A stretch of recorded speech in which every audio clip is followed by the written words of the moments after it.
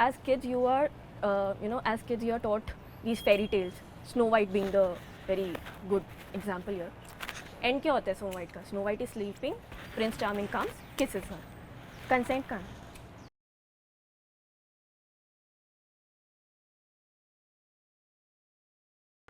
Okay, wait. So, if I don't want to tell my name, that's okay. Yeah. Yeah.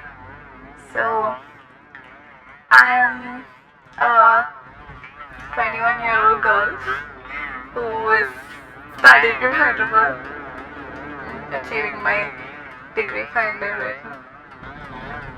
The topic for today's documentary is consent. What is the first thing that comes to your mind when we say consent?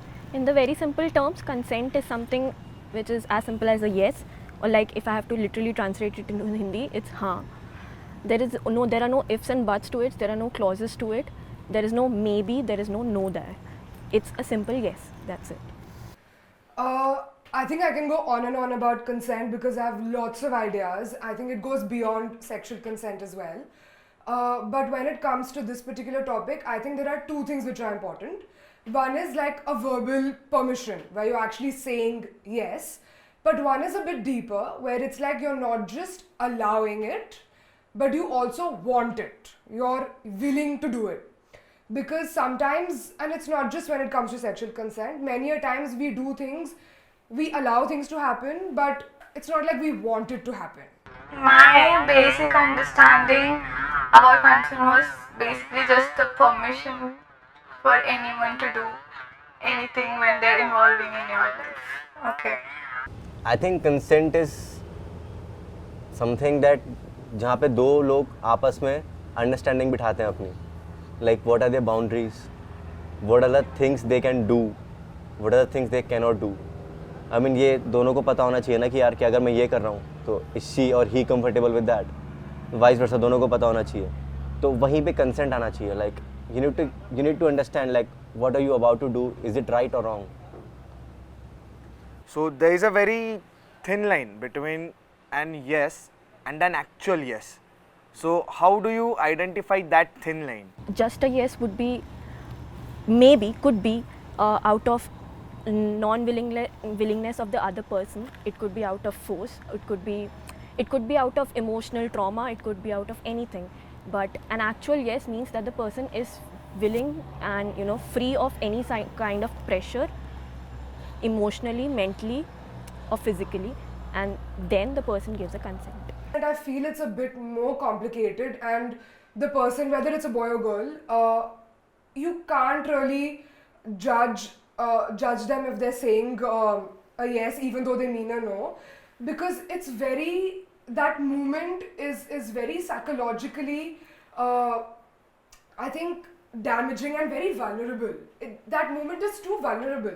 So we can't really predict when a person will say yes or when a person will say no and whether they really mean it, because that moment, like sometimes you just think like let me just get it over with. Like I can't keep fighting about this, and these days it's become so common that you have that fear of judgment. Like what if you say no? What will the person in front of me think? And there's peer pressure as well. There are lots of factors.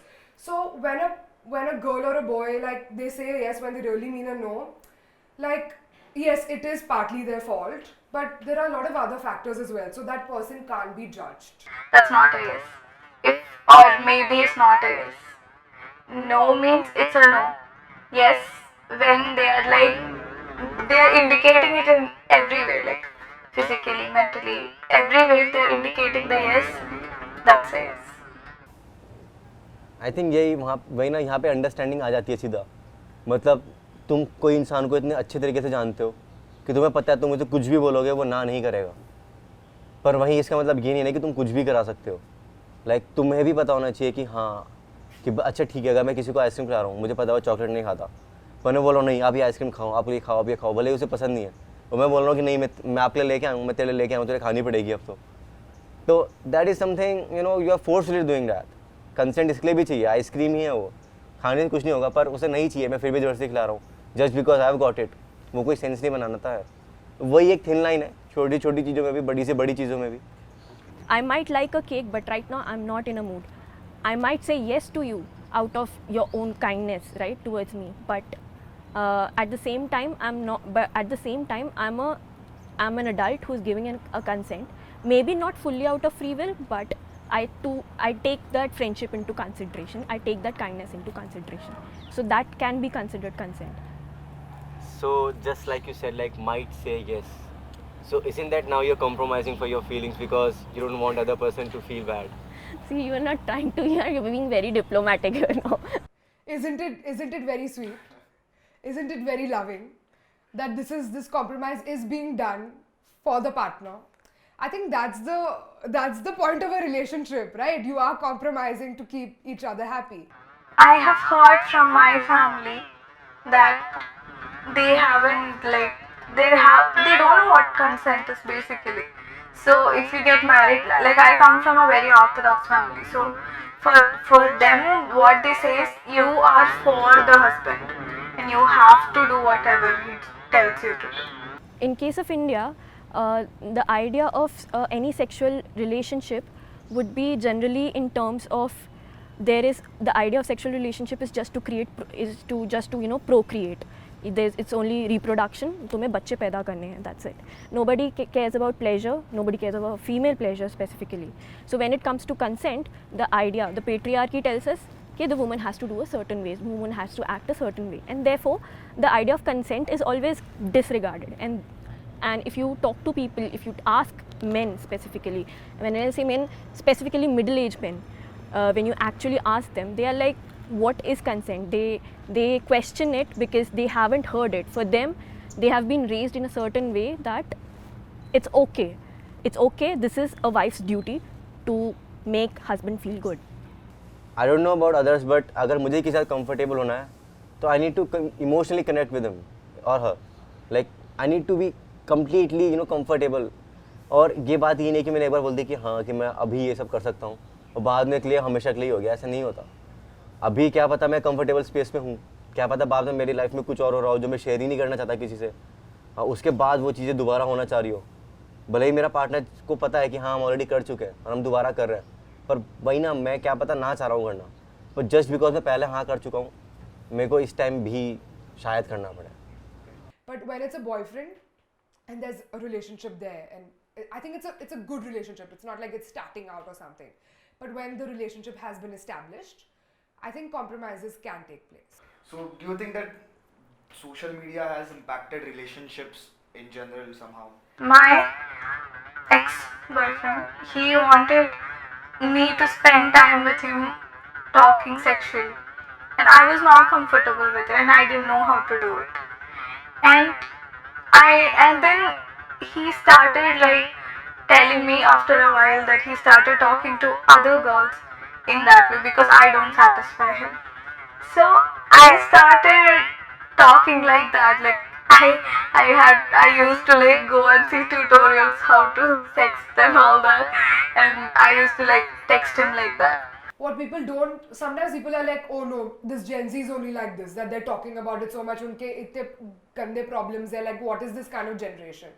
But what they don't understand is these problems definitely existed long ago as well. And we're the better generation, we're the more educated generation to be talking about it and to be addressing it. जैसे हमारी film वगैरह में भी होता है, usually Bollywood भी change हो रहा है, लाइक कंटेम्प्रेरी इंडिया आ रहा है, इंडिपेंडेंट फिल्म मेकर्स मूवीज बना रहे हैं ऐसे.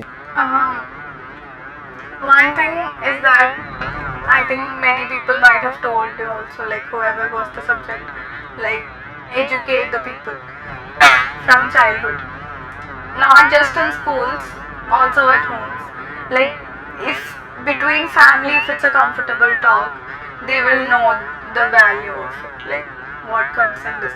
Even for the slightest things, like if a child doesn't want to tell you something, let just leave it.